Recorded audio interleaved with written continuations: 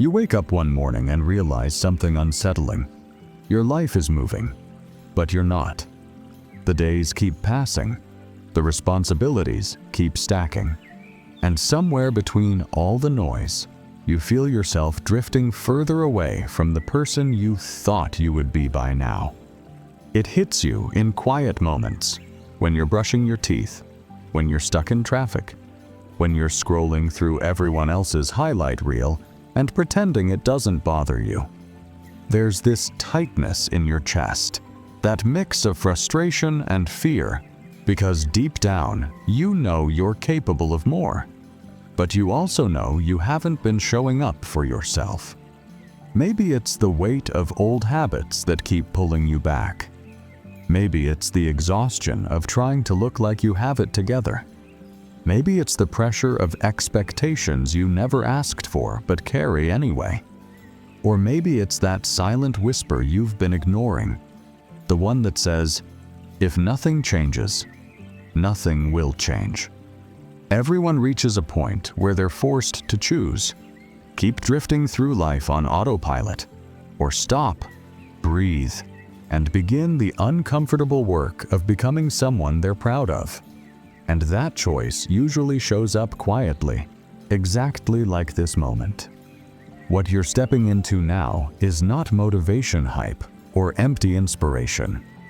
This is a clear, grounded journey into yourself, your patterns, your fears, your habits, the stories you've been replaying for years. This experience is designed for anyone who feels stuck but can't quite explain why. For anyone who wants to grow but doesn't know where to start. For anyone who feels the weight of their own potential pressing against the inside of their ribs. It's real, it's emotional, and it's made to challenge you in a way that feels honest rather than overwhelming. At the center of everything you're about to hear is one simple truth. Your life shifts the moment you do. Not when someone saves you, not when luck shows up, not when the world gets easier. You change first. Then everything else follows. Working on yourself is not a luxury. It's the foundation of every result you're chasing. Confidence, peace, purpose, stability, love, direction. This is where you stop abandoning your own growth. So take a slow breath. Let your shoulders drop. Let the pressure in your mind loosen just enough for clarity to slip in. You are not behind. You are not broken. You're at the starting line of a version of your life you haven't met yet. And this is where your work begins. Chapter 1. Wake up to your life. There comes a moment, usually unexpected, usually inconvenient, when you feel something inside you shift. It rarely arrives with drama. It doesn't come with fireworks or a big announcement. It shows up quietly, like a thought you didn't plan, a realization you can't push away. Maybe it's while sitting at your desk, staring at a screen full of tasks you've been avoiding. Maybe it's during a long drive when the world feels blurry, and you can hear your own thoughts a little too clearly. Maybe it's at night, lying in bed, when the silence gets honest enough that you can't run from yourself anymore. That moment, the one you're thinking of right now, is the first sign that life is asking something from you. Something real, something overdue. Most people ignore it. They drown it out with noise, work, distractions, anything that keeps them from facing the truth. But you're not most people. You wouldn't be here if you were. That subtle discomfort, that pressure in your chest, that feeling of being meant for something more, even when you don't know what it is. That's the spark. That's the wake-up call.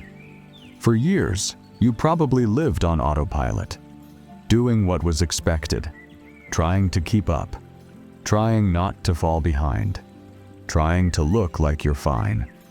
It's not that you weren't trying, it's that you got so used to surviving that you forgot what living feels like. You forgot what being intentional feels like. You forgot what it feels like to choose your direction instead of letting the world choose it for you. This chapter isn't about blame. It's about clarity. Because before you can grow, you have to understand where you actually are.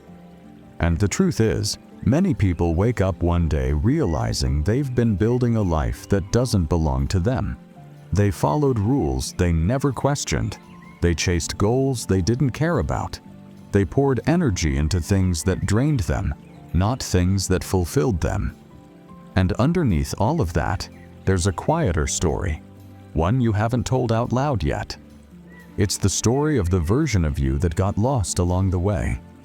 The moment you wake up to your life is the moment you stop pretending you're okay with mediocrity.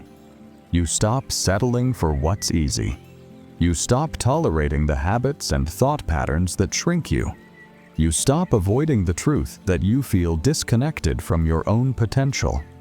And yes, that realization is uncomfortable.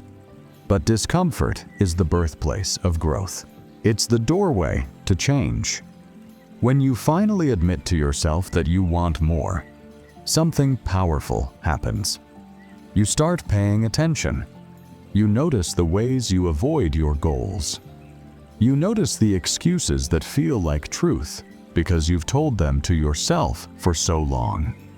You notice the cycles, falling back into old patterns, repeating the same mistakes, choosing what's familiar instead of what's right. Awareness feels heavy at first, but it's also liberating. You can't change what you can't see.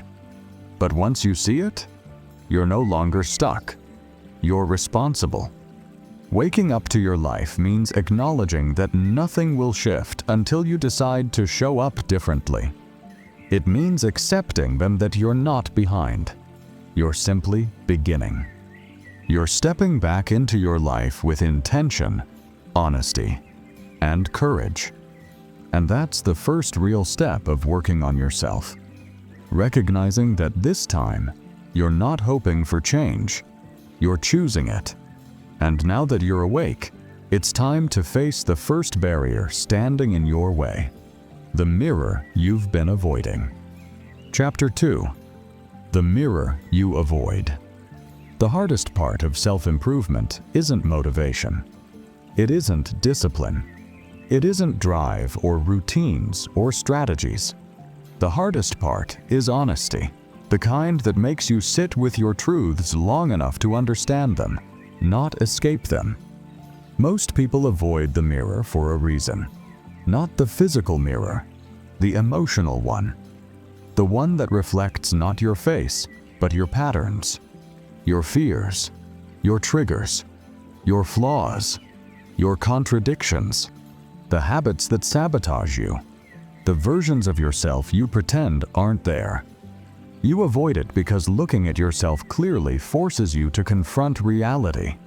You are both the reason you're stuck and the reason you'll grow. And that's terrifying. But it's also powerful. Because once you stop running from your own reflection, you stop running from your life. Think about the moments you've blamed external things for your lack of progress.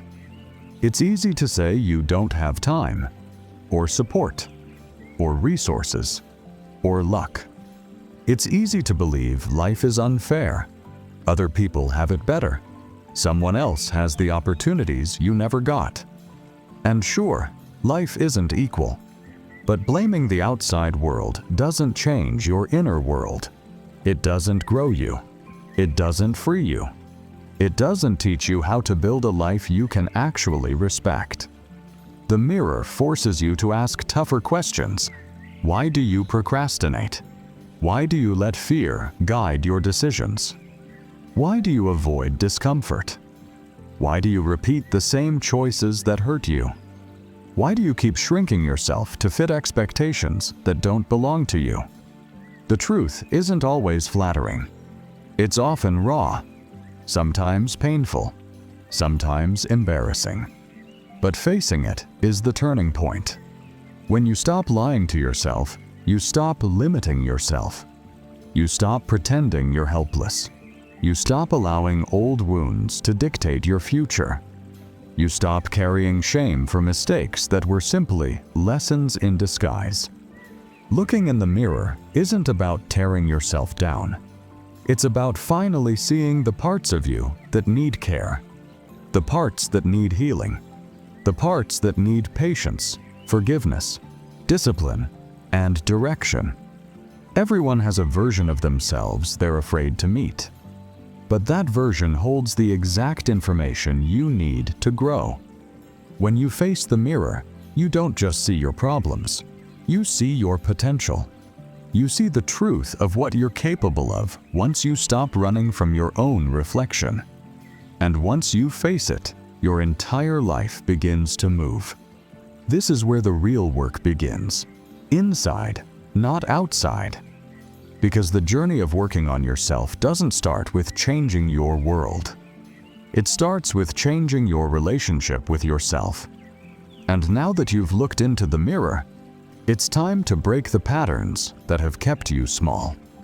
Chapter 3. Breaking your old patterns. There's a moment in life when you realize you're not just fighting the world, you're fighting your patterns. Those invisible routines you've built over years without noticing. These patterns shape how you react, how you love, how you work, how you avoid, and how you dream. They're comfortable, familiar, predictable, and that's exactly why they're dangerous. You're not stuck because you're weak. You're stuck because you keep repeating behaviors that pull you back into the same emotional loops. You want progress, but your patterns want familiarity. You want growth, but your habits want comfort. And until you recognize this, you'll keep wondering why new goals keep collapsing under old ways of living. Breaking old patterns begins with awareness, but it continues with accountability. You have to admit the truth. Not every part of the life you built is meant to go with you. Some of your habits were created for survival, not success. Some of your reactions were formed in moments of pain, not clarity. Some of your beliefs came from other people's fears, not your own wisdom. When you look at your life honestly, you realize that a lot of what's holding you back isn't the world. It's the emotional muscle memory inside you. Patterns don't disappear just because you want them gone. They fade when you stop feeding them. When you stop surrendering to the voice inside that says, "This is just who I am." The truth is, this is who you have been, not who you have to make. Breaking patterns requires interrupting them. It means noticing the moment you escape into distraction, the moment you let fear speak louder than action, the moment you choose comfort over courage, and choosing differently. Right then, not tomorrow. Yes, it feels awkward. Yes, it feels unnatural. But that discomfort is proof you're rewriting yourself. And every time you choose differently, even in a small way, you weaken the old pattern that once felt unbreakable. Growth doesn't come from fighting your patterns. It comes from replacing them. Creating new ways of thinking, choosing, responding, and showing up. Patterns don't define you. Your choices do. And when you start making choices that align with your future instead of your past, something incredible happens. Your life stops looping and starts moving. Which brings you to the next challenge, believing you're worthy of a bigger version of yourself. Chapter 4. Stop playing small. There is a certain heaviness that comes from shrinking yourself. You feel it when you silence your ideas to avoid judgment. You feel it when you pretend you're satisfied with okay, because admitting you want more feels selfish or unrealistic. You feel it when you let other people's expectations become the ceiling of your potential. Playing small doesn't protect you, it suffocates you. It convinces you to dim your own light so no one else feels uncomfortable. But inside, you feel the quiet ache of wasted potential. Many people don't play small because they lack ambition. They play small because they fear disappointment. They fear what happens if they try and fail. They fear standing out. They fear not being enough. They fear being too much. So they stay in the middle, safe, predictable, unnoticed. But the truth is, staying small doesn't shield you from pain. It creates a different kind of pain. The regret of never meeting the person you could have become. Playing small becomes a habit. You learn to settle. You convince yourself to be grateful for things you don't actually want. You overthink every idea until the spark dies. And you start living a life that looks fine from the outside, but feels empty on the inside. But here's the truth. Your life doesn't get bigger by accident. It gets bigger when you get bigger. When you stop apologizing for your potential and start respecting it. The world doesn't benefit from your fear. It benefits from your courage. And courage doesn't mean being fearless. It means acting even when you feel afraid. It means letting your dreams be louder than your doubts. It means stepping into rooms you once felt unworthy of. You don't have to transform overnight. You don't need to become the perfect version of yourself right now. You just need to stop shrinking. Stop telling yourself you can't. Stop assuming you're not ready. Stop believing the lie that you're behind everyone else. When you stop playing small, life expands. Opportunities expand. Your confidence expands. The universe responds to the version of you that finally shows up. And the moment you choose to take up space, not arrogantly, but authentically, is the moment you begin becoming someone you recognize and respect. But the real challenge comes next, confronting the fear that's been chasing you for years. Chapter 5. The fear that follows you. Fear has a way of shaping your life without saying a word. It hides behind hesitation, procrastination, excuses, self-doubt, and perfectionism. It doesn't always scream. Sometimes it whispers. And if you're not careful, those whispers start sounding like truth. Fear tells you to wait. Fear tells you to play safe.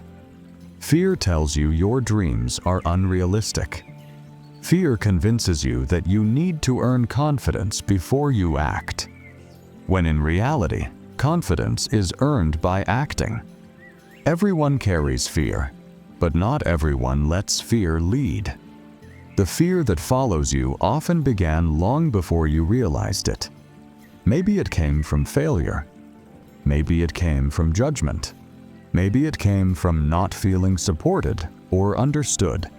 Maybe it came from watching other people fall apart and deciding you never want to take that risk. Fear attaches itself to your identity until you start believing your limitations are facts instead of emotions. But here's the truth. Fear doesn't disappear when you avoid it. It grows. It feeds on inaction. It strengthens every time you choose safety over possibility. The only way to weaken fear is to move through it, not around it, not away from it, through it. When you act despite fear, even in the smallest way, you reclaim a piece of yourself. You prove that fear may follow you, but it doesn't get to make decisions for you. Fear becomes manageable when you separate danger from discomfort. Most of the risks you avoid aren't dangerous. They're just uncomfortable. And discomfort is the birthplace of every meaningful change in your life. The job you want, the life you imagine, the confidence you crave. They're all hiding behind the fear you've been avoiding. This chapter isn't about eliminating fear. That's impossible. This chapter is about learning to live with fear without surrendering to it. About choosing growth over safety. About understanding that your future self is shaped by the risks you're willing to take today. Fear may walk beside you, but it doesn't have to walk ahead of you. And once you stop letting fear lead, you open the door to something deeper, something you've needed for a long time. Rebuilding the story you tell yourself about who you are and who you're allowed to become. Chapter 6. Rebuild your inner story. There is a story you tell yourself every day, even when you don't notice it. It's the quiet narrative running beneath your thoughts, shaping how you see yourself, what you expect from life, and what you believe you deserve. This inner story didn't appear out of nowhere. It was built piece by piece from experiences, memories, mistakes, victories, opinions of others, and moments you never talked about. Some of these pieces are true. Some are outdated. Some were never yours to carry in the first place. But together, they form the script you follow, even when you think you're choosing freely. Rebuilding your inner story starts with recognizing the old one. Maybe you've been carrying beliefs like, "I'm not good enough," or "People always leave," or "Good things don't happen to me," or "I'm behind everyone my age." These beliefs feel normal because you've lived with them for so long that they become your emotional furniture. You learn to move around them instead of replacing them. But here's the truth. Your inner story becomes your outer life. If you believe you're not capable, you stop trying. If you believe nothing works out for you, you stop hoping. If you believe you're unworthy, you settle.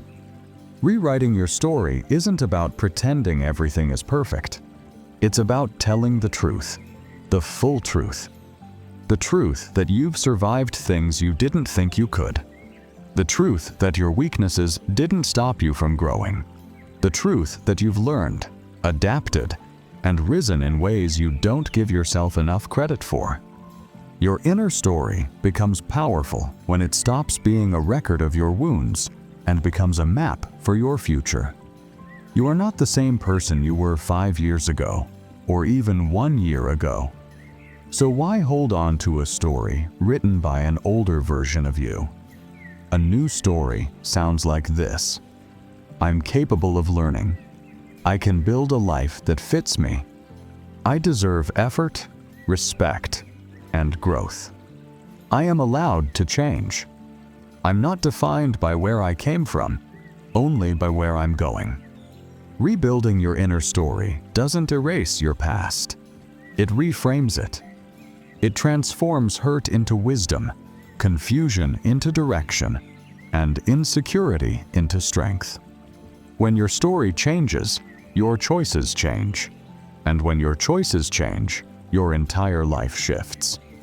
But rewriting your inner story also requires another step. Choosing growth even when comfort tempts you back into your old self. Chapter 7. Choose growth over comfort. Comfort feels safe, familiar, warm, predictable. It's the space you know well, the one that lets you breathe without pressure. But comfort has a hidden cost. It slowly steals your potential. You don't notice it at first. You convince yourself you're just taking a break, waiting for the right moment, or playing it safe. But with time, comfort becomes a cage, a reality, and if you stay there too long, you realize you're not living. You're coping. Growth is uncomfortable for a reason. It forces you to stretch beyond your normal limits. It requires sacrifice of habits, excuses, patterns, and sometimes people. It demands emotional honesty. It calls for effort on days when you feel empty. Growth doesn't happen on your best days. It happens when you're tired, frustrated, uncertain, and tempted to quit. That's why so many people never experience real transformation. They choose comfort because it feels easier, but they forget that comfort comes with a quiet kind of suffering, the suffering of staying the same. Choosing growth means understanding that discomfort is not a sign you're doing something wrong. It's a sign you're doing something meaningful. Think about the moments you've evolved the most. They didn't come from ease. They came from moments that forced you to rise. Breakups, failures, disappointments, new beginnings, responsibilities that demanded more from you. Growth always feels uncomfortable before it feels rewarding. When you choose growth, you stop waiting for the perfect moment. You stop expecting everything to feel smooth and certain. You start taking small steps in the direction of who you want to be, even when doubt whispers in the back of your mind. Eventually, those small steps become your identity. You become someone who moves forward not because it's easy, but because it matters. Comfort may protect you, but it will never fulfill you. Growth will challenge you, but it will also expand you, stretching your beliefs, sharpening your perspective, strengthening your courage. And once you taste the confidence that comes from choosing growth over comfort, you'll never want to return to the smaller version of yourself again. But to truly commit to growth, you need discipline, not as punishment, but as a form of self-respect. Chapter 8. The discipline you keep running from. Discipline is one of the most misunderstood parts of self-work. People think discipline is about perfection, strict routines, or forcing yourself into a rigid lifestyle. But real discipline is something much deeper and much kinder. It's the promise you keep to yourself. It's the bridge between who you are and who you want to become. It's the daily choice to show up even when motivation disappears, even when you're tired, even when you don't feel ready. You've probably run from discipline because you associate it with failure. Maybe you tried building habits before and slipped back into old ways. Maybe you started something you didn't finish. Maybe you felt embarrassed by your inconsistency. But inconsistency doesn't mean you're broken. It means you're human. Growth isn't linear. Discipline grows through repetition, not perfection. Every time you show up, even a little, you're strengthening a part of yourself that wants to take control of your future instead of being dragged by your past. Discipline isn't loud.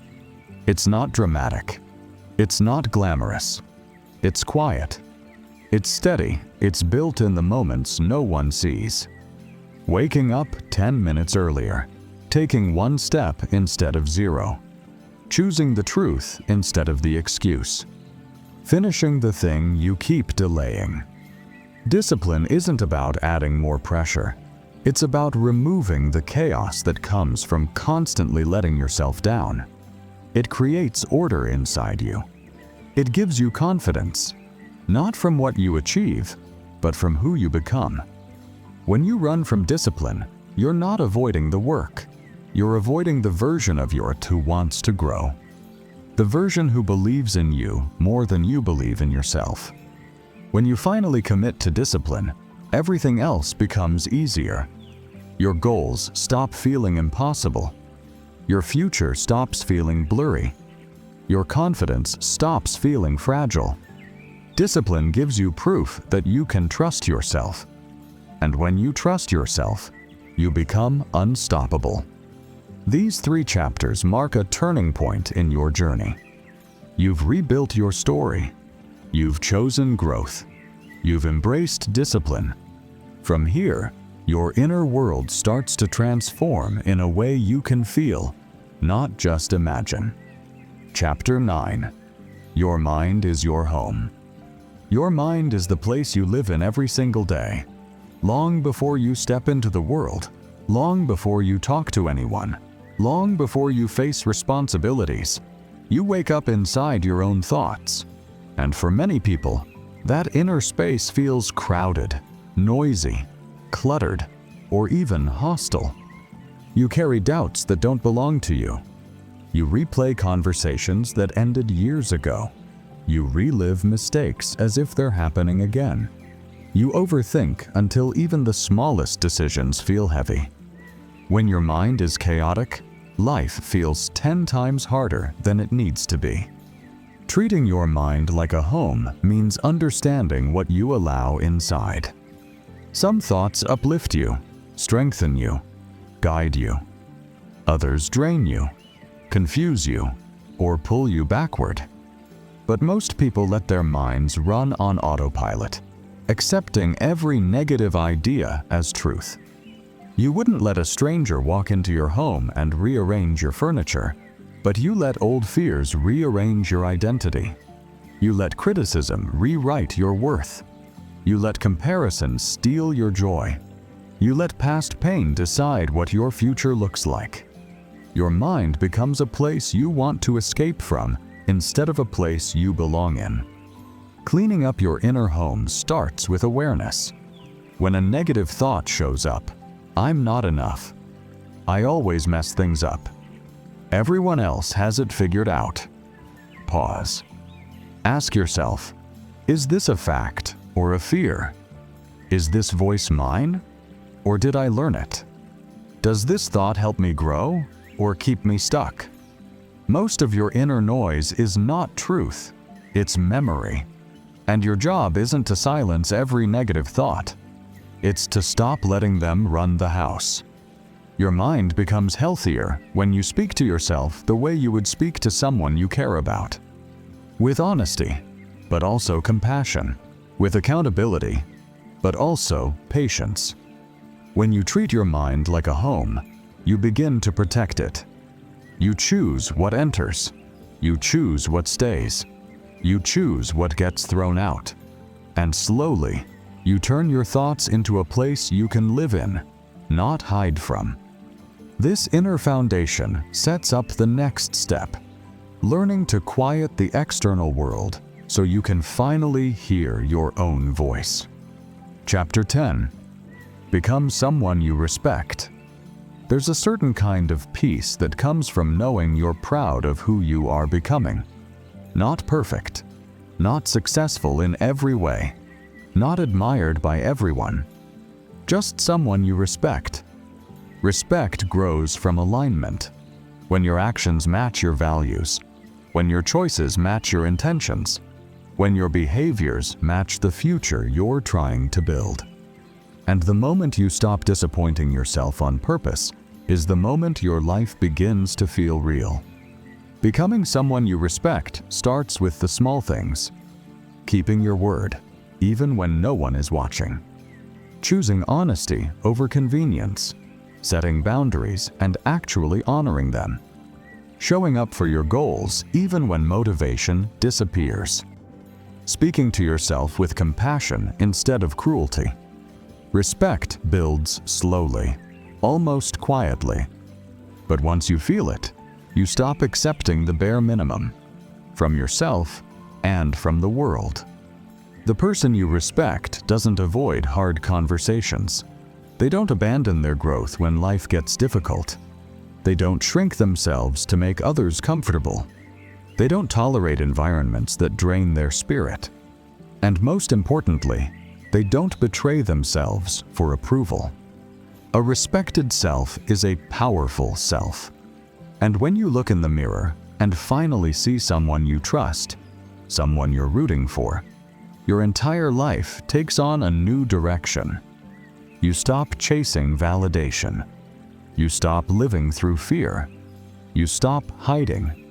You begin living intentionally, fully, and authentically. Which brings us to your final step in this journey. Stepping into the life you are meant to live. Conclusion.